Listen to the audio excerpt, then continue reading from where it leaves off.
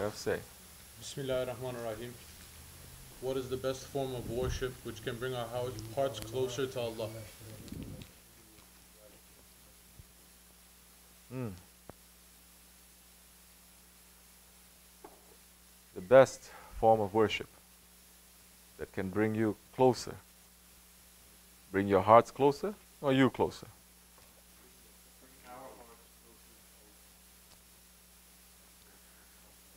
To bring your heart closer to Allah, you have to empty everything out from your heart and to put Allah there.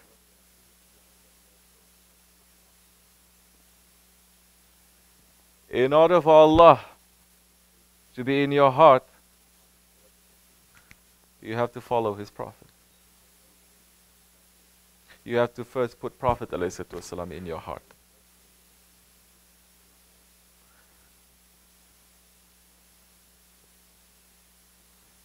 We are not Sahabis. We are not witnessing Prophet directly. Prophet has left his inheritors to us. Those waris, those inheritors, what we call the awliya Allah and the shaykhs and the murshids, put them in your heart.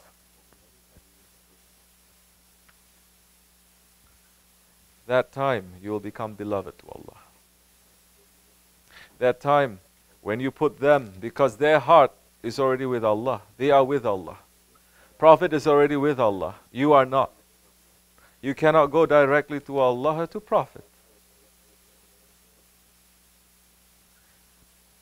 But there is a guide that is in front of you. Be with that guide. Serve that guide. Walk in his way. In that time, you will have closeness to Allah. Because Allah subhanahu wa ta'ala has selected that one as his friend. And Allah is saying, if you love whom I love, if you love my friends, I will love you. We are going to be with those whom we love. Dunya and Akhirat. Don't wait until Akhirat to say, only in Akhirat I'm going to be with my Shaykh, with my Prophet. No. Be with your Shaykh, be with your Prophet, be with Allah here on earth. Be with them weekly, not weekly. Be with them daily, not only 5 times a day. Be with them with every breath. Remember them with every breath. How are you going to do that? Those ones who are really searching, that is when they enter into tariqat. Those who are really serious, that is the time they will enter into tariqat and they will take bayat and they will start their training to be close to Allah, to be with Allah, to be always in the zikr of Allah, not just with the tongue, with the hands, with your eyes, with your ears, with your heart. Then you are going to be walking, breathing and living for the sake of Allah. That is our hope. That is our prayer. That is why we are following shaykhs. We are not shaykhs ourselves. We know how far away we are from the standard of a murid. If Shaykh Efendi calls us his murid, we'll be very happy because we are very far away from those real ones. To give you an example of a murid, in the old days, what is a murid? Let me give you one example. You know Zamre, Qadasallah Sir. You know Zamre? He was a murid, he had a shaykh. You know Zamre is one of the greatest tasawwuf poets, Sufi poets. He was a saint, he was an awliya Allah, very high level, but he was a poet and he was a murid.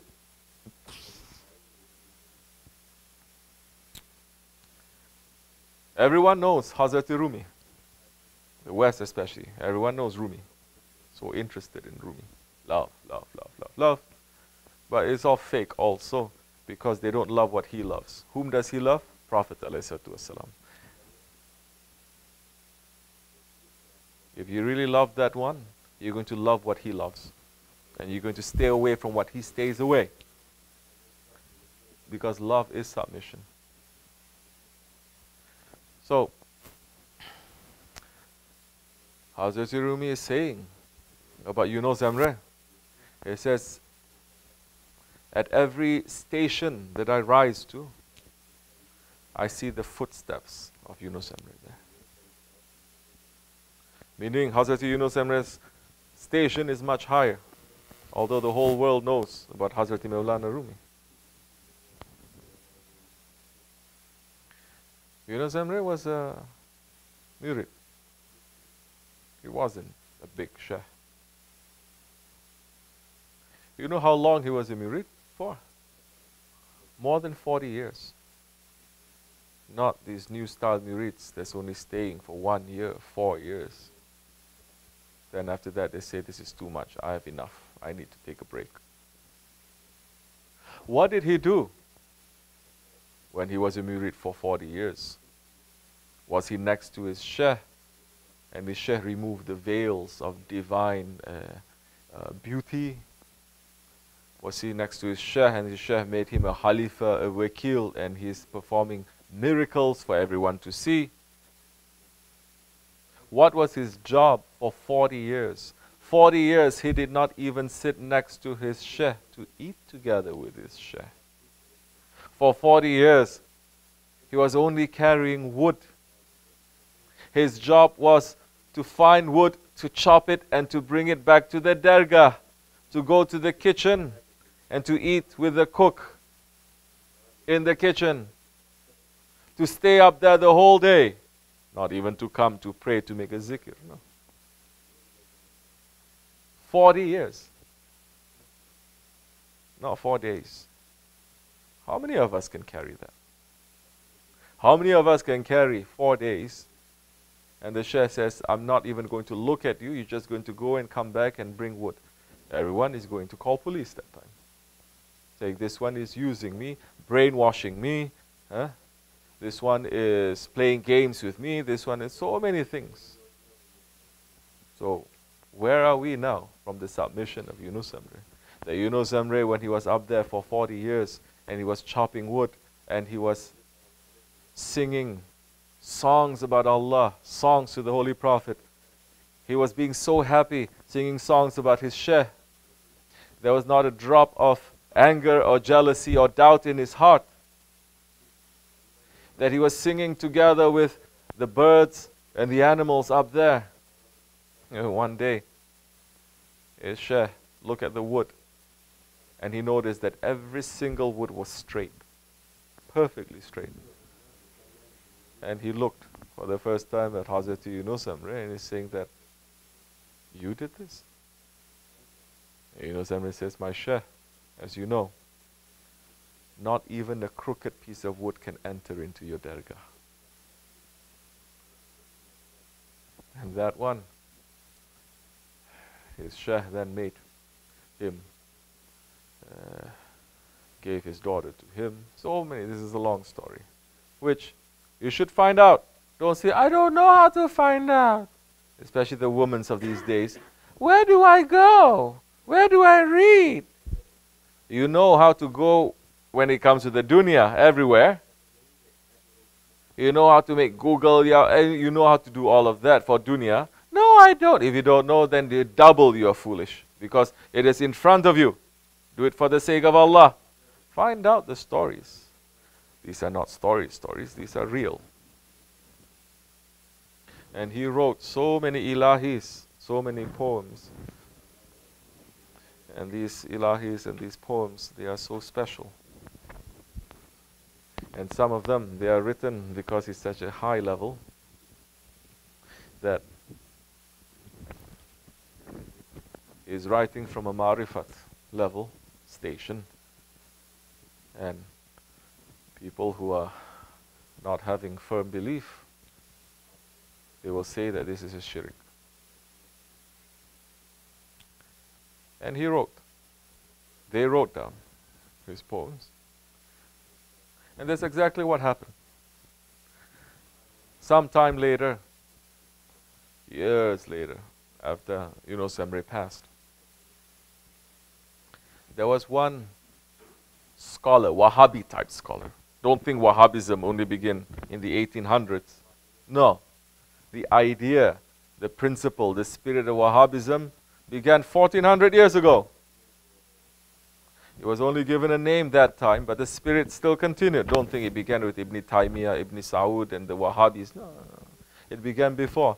The Harijis who first started, the Khawarij who first started, first group that says, I don't believe in Khilafat, only Allah.